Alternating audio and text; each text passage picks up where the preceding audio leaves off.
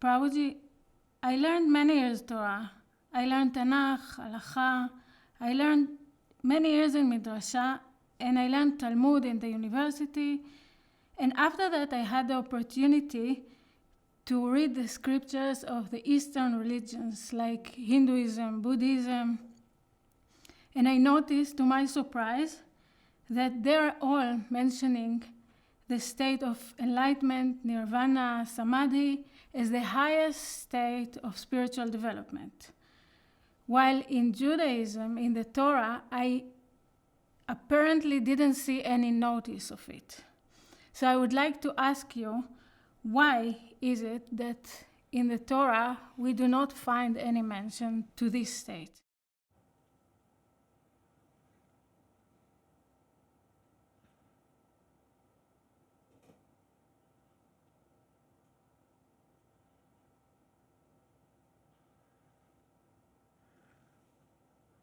Holy Scriptures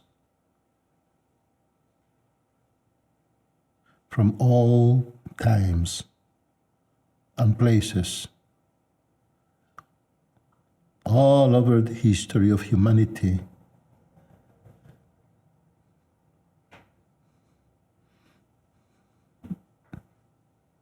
they mention in some way or other meditation, enlightened, God, divinity,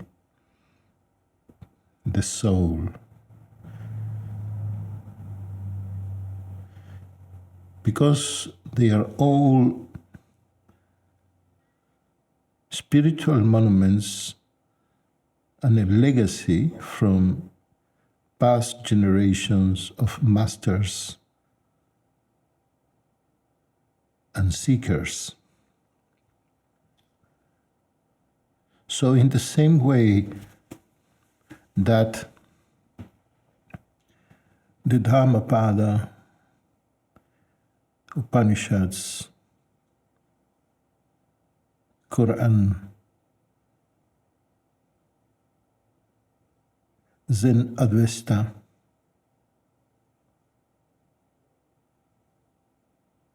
Tao Te Ching, obviously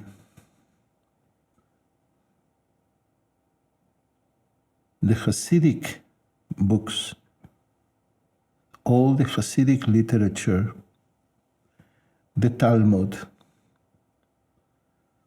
the Tanakh and the Torah talk and mention enlightenment.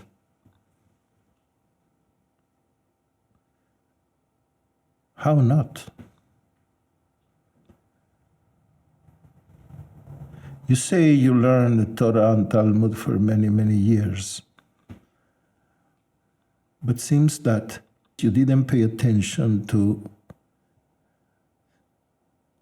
the book Bereshit, that in English you call it Genesis, Chav Chet, Psukim Tet Zayin, Yud Zayin, that in English are chapter 28, versicles 16, 17.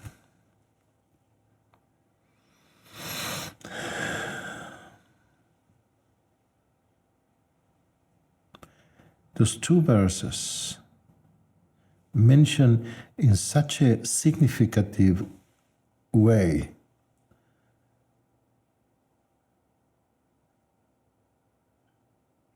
give us a description, such a deep description about what happens to the Buddha under the Bodhi tree, to what happens to Jesus in the desert, to Muhammad, to Lao Tzu, Shankara, Ramana Maharshi,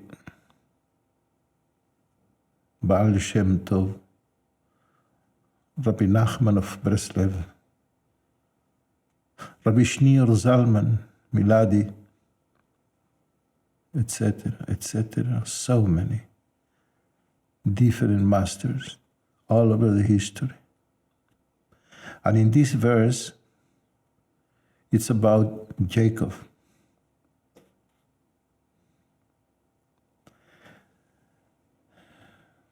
Vayikatz Yaakov Mishnato. And Jacob awaked from his sleep.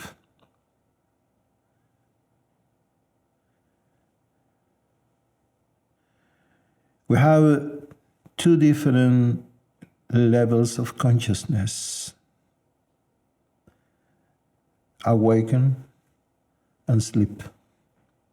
And can be deep sleep or sleep with dreams. Which level of consciousness you live in?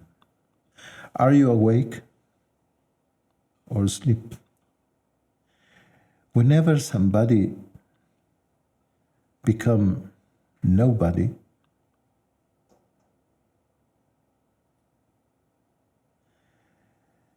it is an awaken from sleep. Humanity think that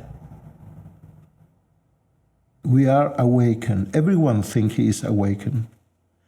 And he perceive reality, or she think, everyone think that he move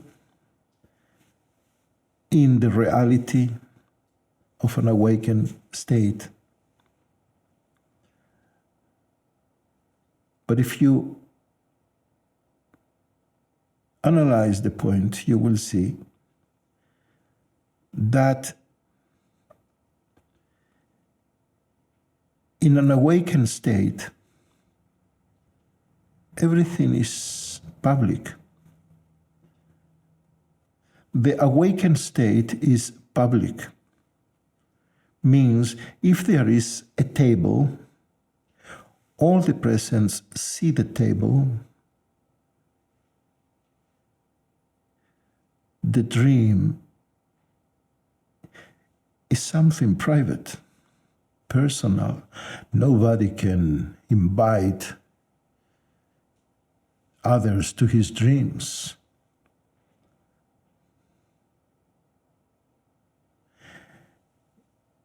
if you analyze and investigate people, how people look the world, how people relate to others, you will be surprised. You can take 10 people to a walk, and then after, you can ask every one of them, how was the experience? You will be surprised. Everyone will tell you something different. People who have an inclination for money, they will go to other country and they will know everything about the economical situation of the country, the change money issues. People who like sport, they will go and will be aware of the situation of the stadium, beautiful stadiums, etc. People who like shopping, they will have opinions about shopping centers. Everyone and his private reality. Private reality is a dream. So everyone in the world is totally convinced that he moves, she moves in the reality, awaken.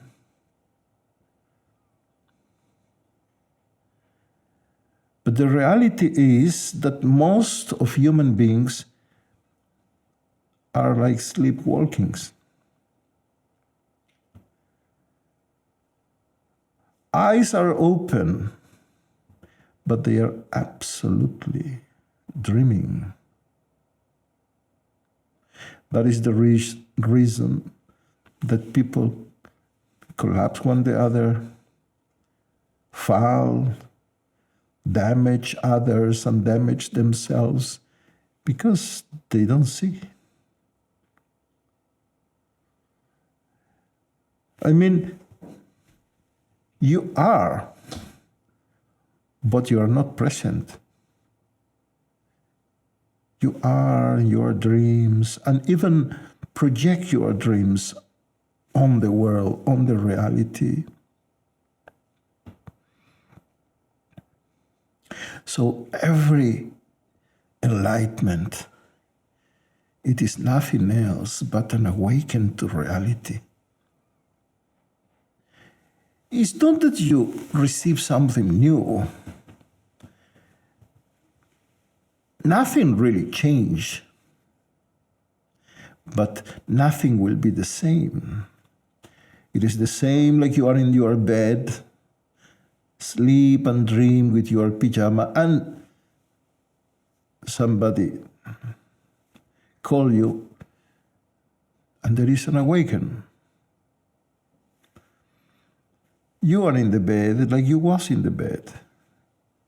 The only difference is you open your eyes, but all the dream disappears forever, and you come back to reality. So, Vayikatz Yaakov Mishnato, and Jacob awakened from his sleep, and he said, surely the Lord is in this place. Achen yesh elokut b'makom hazeh. Surely God, divinity, is in this place. Which place you mean?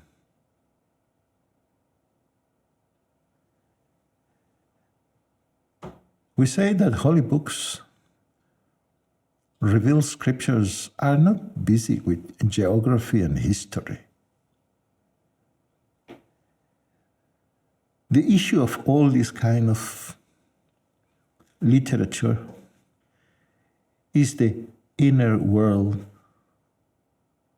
of human beings. Your depths of your world, your internal world.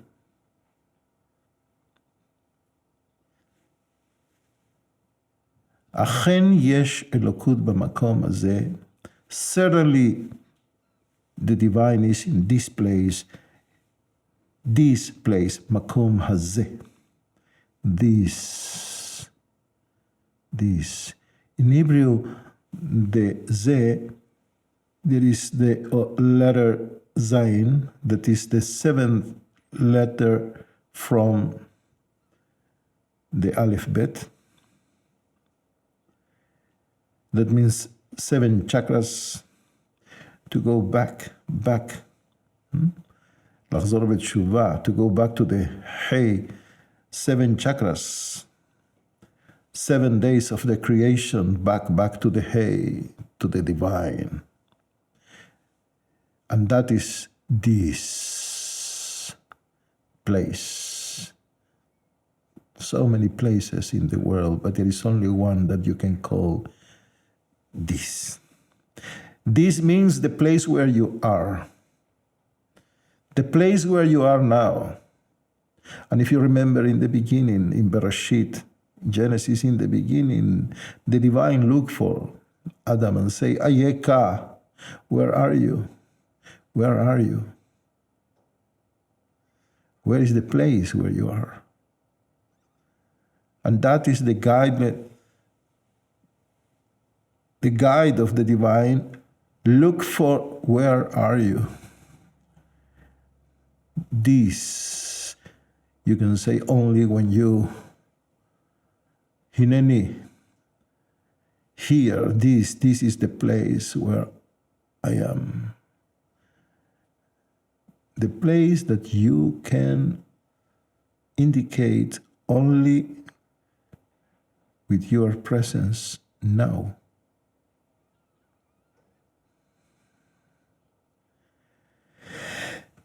And Jacob say, certainly there is divinity in this place. Certainly, in the Torah there is no one word without reason.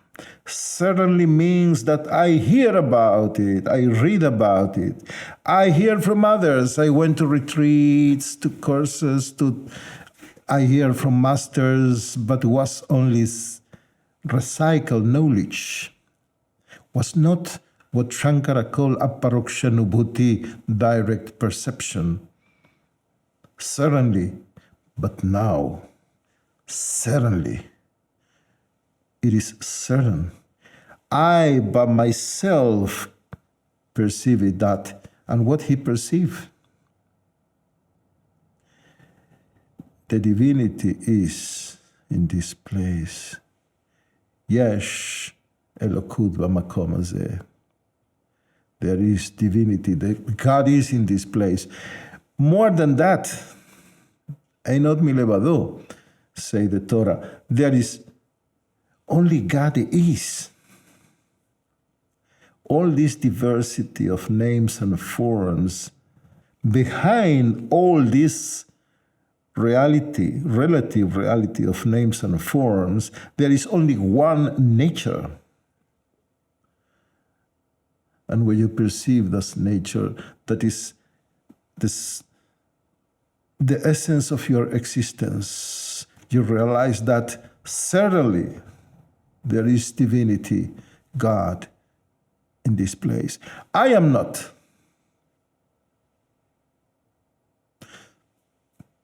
And God is. Because enlightenment is nothing but your disappearance. And to realize that what really is the absolute awareness. And I knew it not. Ve'anochi lo yadati. Ve'anochi lo yadati.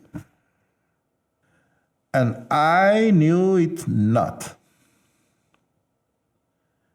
And I didn't know.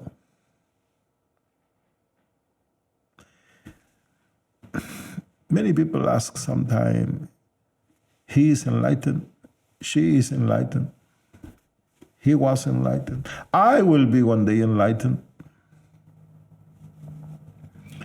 And I have to tell you, nobody, not you, and nobody else will never be enlightened. I am not enlightened because the I cannot be enlightened. There is nobody and nothing that can be enlightened.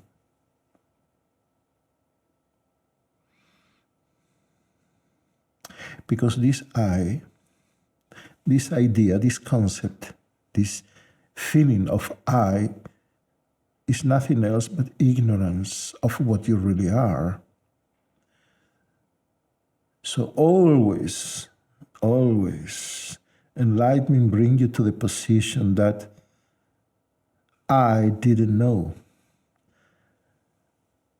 And you will never know. And this is the ignorance, or what the Hindus call avidya, what covers the light.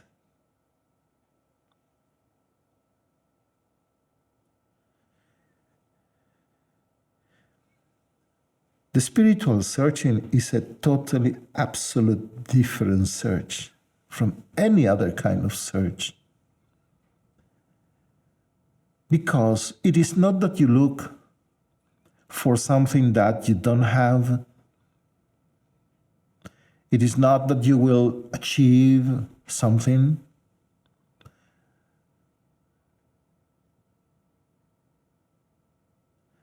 But it's more like to be aware of what always was there. So at the moment of enlightenment experiences, I didn't know. It is like when you was, suppose, 5 years old, your uncle died, and he leave you in the bank $50 million, but you didn't know. And you live your life, normal life, maybe poor person, maybe fighting with life, and when you are 30, 40 years old, somebody come to you and tell you, you know what, you are a millionaire. You say, how? It is not possible. You are. When you was a child, your uncle leave you $50 million. And I know where it is. And the person lead you to the bank, and you become aware, and now you are a millionaire. But the question is if you was a millionaire before. Because all your life you had this $50 million. You will say no. Not because I didn't have it, but because I didn't know. So, actually, every single one is enlightened. So your efforts in spiritual life are not to achieve enlightenment or how to become enlightened, but is how to be aware of what you already are. Ve'anochi lo yadati. Anochi in Hebrew is a word that from where anochiyut or egoism come. And I didn't know. This I, when it's too much focus in this I, that is egoism, and this don't allow you to know. Vayira Vayomar Manora Hamakom Haze. Jacob was afraid and said, how terrible is this place.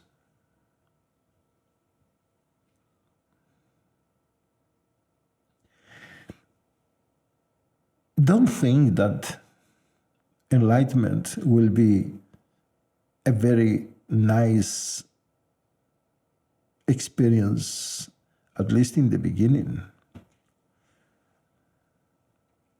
Can be very scary.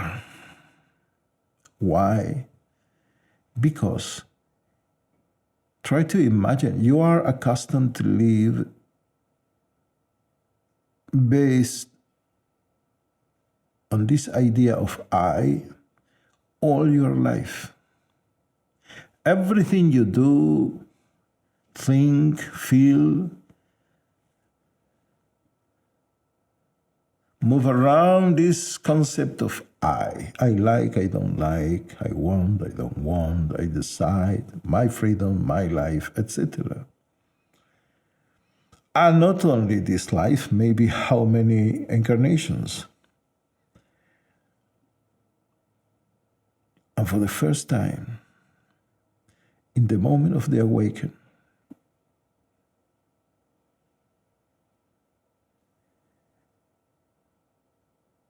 to find yourself without an I, no me and mine, no mind. It's like somebody take the floor under your feet. And what you can feel, fear, the fear of Arjuna in the Bhagavad Gita in front of Krishna. That kind of fear is the fear of death that Patanjali told in his Yoga Sutras, that even the wise have it. This is the fear of love. All this kind of fear is the fear of disappearance, the fear of freedom. And then, Amakom Hazeh, this place, the center, in the beginning can be terrible, scare, threatened, because all spiritual life and the master are threatened to the egoic phenomenon. That you need to understand. If we talk on the egoic basis, on the egoic standards, the guru, the master, and spiritual life are horrible, terrible, threaten me. The spiritual life is destructive, go to destroy my egoism and whatever is related to me as myself, my personality, my possessions, my dreams, my illusions, my fantasies, my ideals, everything what I think about myself and about life. How can it be threatened? The ego. When people say, yeah, master, spiritual life, this is bad, guru is, of course, is destructive, is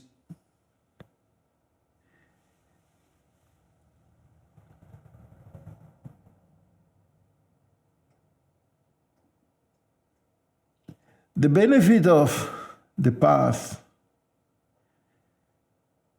is not something that you receive because you don't receive nothing. You don't receive nothing. Because spiritual life is like the work of the sculpture. In Hebrew, the statue is pesel. Sculpt is lefasel. That means leorid et absole, to take out the remnants. It's only to take. Means if you want to do a sculpture of King David, for example, or a sculpture of a woman, the woman is inside the stone. What you do, you take whatever is not needed, the remnants, whatever, and what remains is spiritual life is the same. You don't receive nothing. You go to sculpt yourself. and only to take whatever society has imposed on you, your thoughts about yourself, what you think, what you feel about yourself, what you believe about yourself, and you remain in your purity, in your innocence. So obviously, the real spiritual process is not to go to holidays in Hawaii with meditation and practice yoga and everybody happily drink a coffee in the beach in the evening. And no, that has nothing to do with the spiritual or evolutionary process.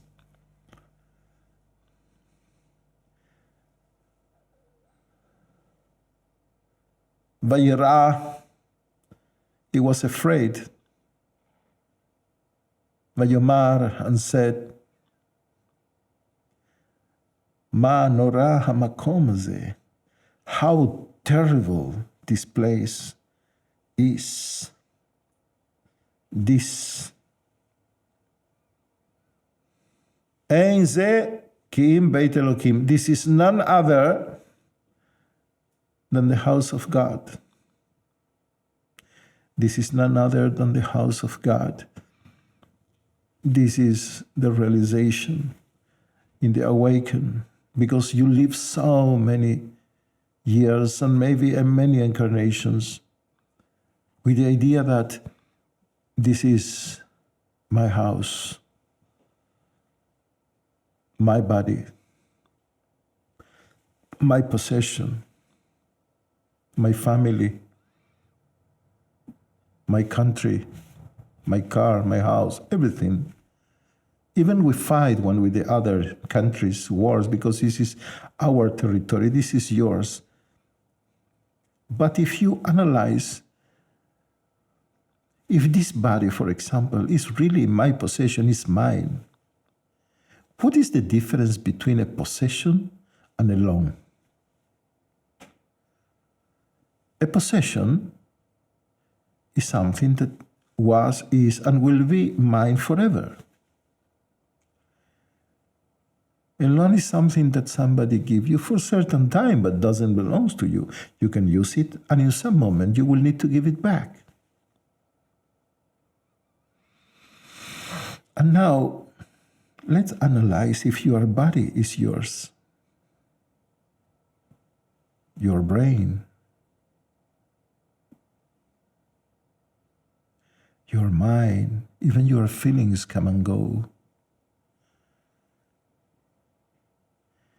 And we live for so many years like this is all ours.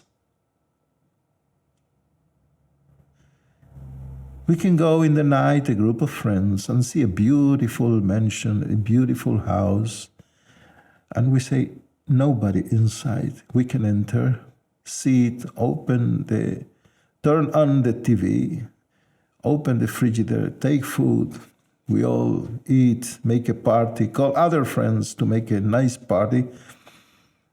But in certain point, the police come with the owner of the house and invite us very nicely to continue our party in the jail. Because it was not our house. And we leave, destroy the planet, take the body, do with the body, put smoke, champagne, and drugs, and whatever, use it.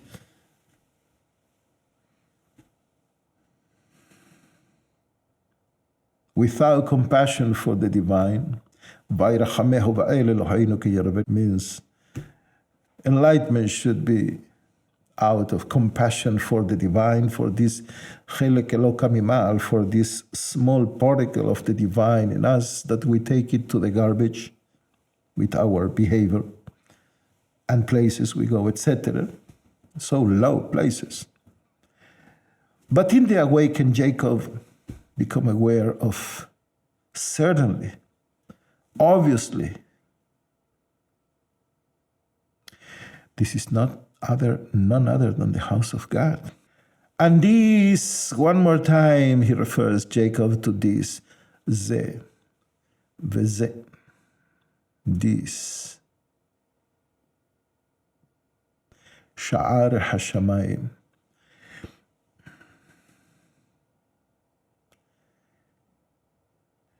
He say, this is the gate of heaven. Veze sha'ar hashamayim. We can translate, and this is the gate of heaven, the gate of the sky. But here, I will enter a little in the Hebrew, because say, ze, this, the center. Many people talk about our inner world like a neshama, spirit, like a soul, like we have a soul in the heart, we have a soul. Nobody, people discuss sometimes, say nobody saw the soul, but the center, this, is not something, it's not an object. More than that, it's an absence. What do you mean by an absence? It's like what is a window?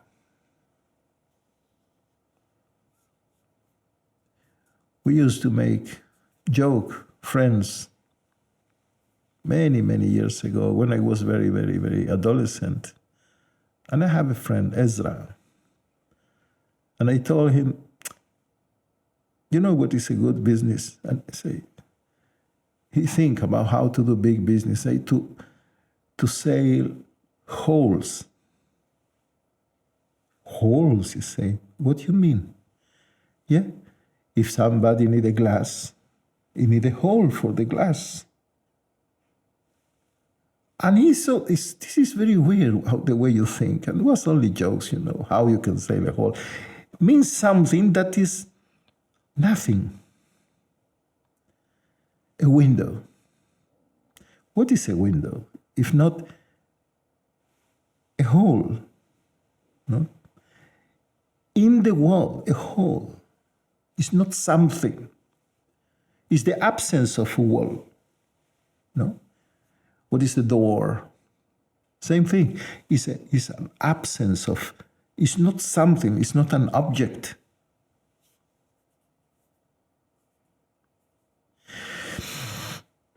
When you arrive to the center of your being, to the inner core of your being, this, the realization is, it is not something, it is not an object, it is a big gate. Through it you can see. Shamayim, sky, heaven, you can translate to in Hebrew, can be understood as two shamim. Shamim is there. Shamayim is like plural of many theirs. Many theirs. Infinite theirs. Yes. When you identify the center of yourself, you arrive to the gate. Through it, you pass and you can fly eternally into infinite dimensions, infinite spaces. You go and open spaces and open yourself to spaces. You will find nothing else but yourself. Infinite. Theirs. Because the center of yourself is the gate to heaven.